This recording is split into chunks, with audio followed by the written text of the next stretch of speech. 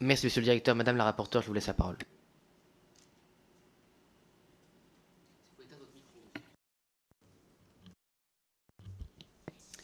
Oui, merci Monsieur le Président, merci Monsieur le Directeur. Nous avons, je crois, collectivement appris un certain nombre de choses sur votre agence qui n'étaient pas forcément toujours très connues. Dans la petite note qui m'a été soumise pour préparer notre audition de cet après-midi, il est fait état donc de sur la période 17-21, 140 contrôles d'initiative que vous avez ouverts, et sur la même période du 17 contrôles d'exécution de mesures judiciaires.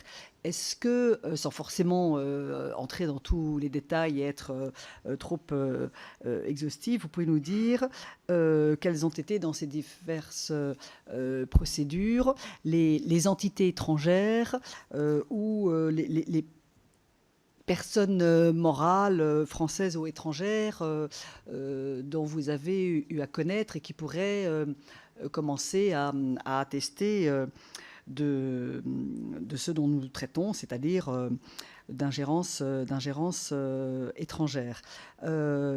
J'ouvre juste une parenthèse avant de passer à une autre question, parce qu'on a beaucoup, dans les échanges que vous avez avec le président de la commission d'enquête, entendu parler du monitoring dans un certain nombre de grandes entreprises. Le risque, comme vous dites, à la faveur de ces opérations de monitoring est là.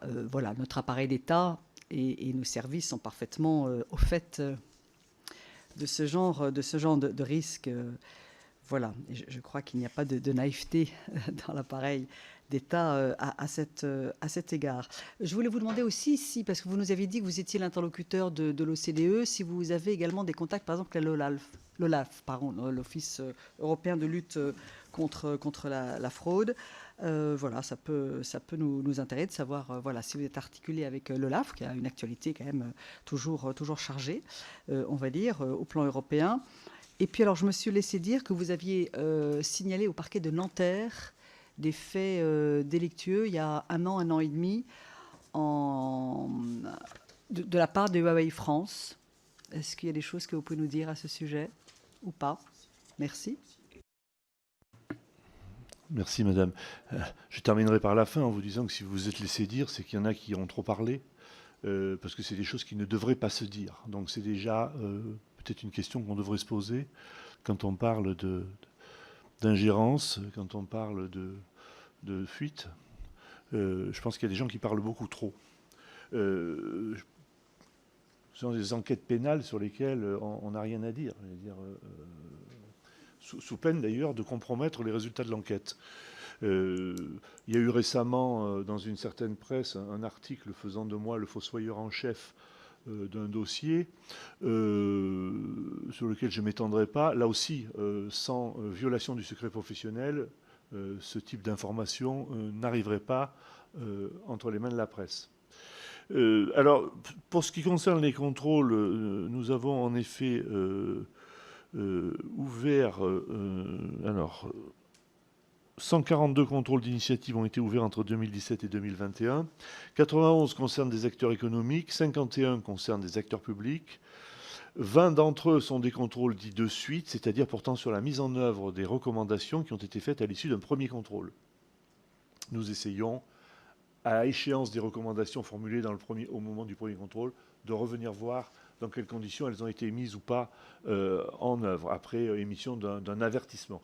Et en général, c'est dans la deuxième phase de la procédure, à la suite d'un contrôle d'avertissement, si rien n'a été fait ou si tout n'a pas été fait et qu'il y a une mauvaise volonté manifeste, à ce moment-là qu'on peut envisager de saisir la commission des sanctions pour obtenir des injonctions ou des peines pécuniaires. Alors, la stratégie de nos contrôles a pour objectif de favoriser le déploiement le plus rapide possible des dispositifs anticorruption complets et efficaces au sein des organisations qui sont les plus exposées, selon nous, au risque d'atteinte à la probité. S'agissant des acteurs économiques, 84% des contrôles d'initiative ouverts au 31 décembre 2021 ont porté directement ou indirectement sur des grandes entreprises, 35 entreprises cotées en tout ou partie au CAC 40 ou au SBF 120, 5 grandes entreprises publiques, 18 filiales françaises de grandes entreprises étrangères, 8 grandes entreprises non cotées, donc 66 contrôles sur les 79 d'initiatives. Ça représente tout ça 66 des 79 contrôles. Sur les 13 contrôles portant sur les plus petites entreprises, 10 ont été ouverts dans le cadre du contrôle des principales entreprises d'un secteur économique. Et les contrôles d'initiative ouverts au 31 décembre 2021 sur les acteurs publics ont concerné des acteurs de première importance, 4 régions, une collectivité d'outre-mer, 5 départements, 3 métropoles, 6 communes de plus de 100 000 habitants, une SEM d'aménagement parmi les plus actifs de France, un OPH gérant un parc de logements significatif. Et dans le secteur étatique, nous avons contrôlé 9 établissements publics nationaux, 2 CHU, une association reconnue d'utilité publique faisant appel à la générosité publique, une fédération sportive, 2 acteurs majeurs des Jeux Olympiques, une direction d'administration centrale gérant plusieurs réseaux de services déconcentrés, 2 universités, 2 CCI, etc. Voilà. Ça fait beaucoup de contrôles parce que ça paraît peu, si vous voulez, peut-être en chiffres, mais il faut rapporter ça à nos effectifs, qui sont relativement modestes, comme je vous le disais tout à l'heure. Et puis, surtout, nous avons eu à cœur pas simplement de contrôler, mais de diffuser aussi bien dans le monde de l'entreprise que dans le secteur public une culture de l'anticorruption et de diffuser un référentiel que nous construisons petit à petit, qui comporte la loi, le règlement, nos recommandations, les dernières publiées au journal officiel le 12 janvier 2021, et puis des guides sectoriels ou thématiques que nous élaborons, parfois d'ailleurs en collaboration avec certains assujettis. On a fait un guide avec Région de France récemment, on a fait un guide avec le secteur du BTP. Donc on essaie vraiment d'associer les acteurs à notre travail. Et donc ces contrôles aujourd'hui sont peut-être davantage ciblés, mais ont toujours eu la volonté de contrôler, mais d'accompagner et de réorienter et d'aider les entités à arriver au résultat que la loi leur demande d'atteindre.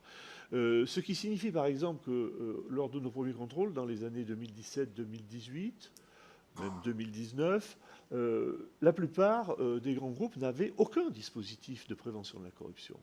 Certains prétendaient en avoir, certains prétendaient avoir une cartographie. Oui, ils avaient une cartographie de certains risques, mais ça passait totalement à côté des risques de corruption et de trafic d'influence. Et puis, la méthodologie était incertaine, la traçabilité quasiment nulle. Et il a fallu, même dans les grandes entreprises qui avaient été sanctionnées par la justice américaine, par exemple, il a fallu remettre un peu en place un certain nombre de choses que nous avons dû élaborer, d'ailleurs, parce qu'au début, nous n'avions pas forcément plus de compétences que les entreprises ou que les autres acteurs pour élaborer ce type de procédure. Il a fallu apprendre, mettre en place une méthode. Et donc, nos contrôles étaient très longs, très complets, très profonds. Et on essayait à chaque fois de voir si ce qui avait été fait dans l'entreprise, qui ne correspondait pas à ce qu'on attendait, était, en termes de méthode, susceptible d'être recyclé, par exemple, pour élaborer une cartographie des risques de corruption. Aujourd'hui, les choses vont beaucoup plus vite et les contrôles se multiplient parce que aujourd'hui, quand on arrive dans une entreprise, en tout cas dans une entreprise de la taille de celle que je vous indiquais tout à l'heure, eh bien, on trouve une cartographie, on trouve un code de conduite, on trouve un dispositif d'alerte, on trouve des procédures qui ne sont pas forcément parfaites ou qui ne sont pas forcément totalement déployées jusque dans les dernières filiales du groupe, mais on trouve des procédures et donc on est plus, j'allais dire, dans l'ajustement.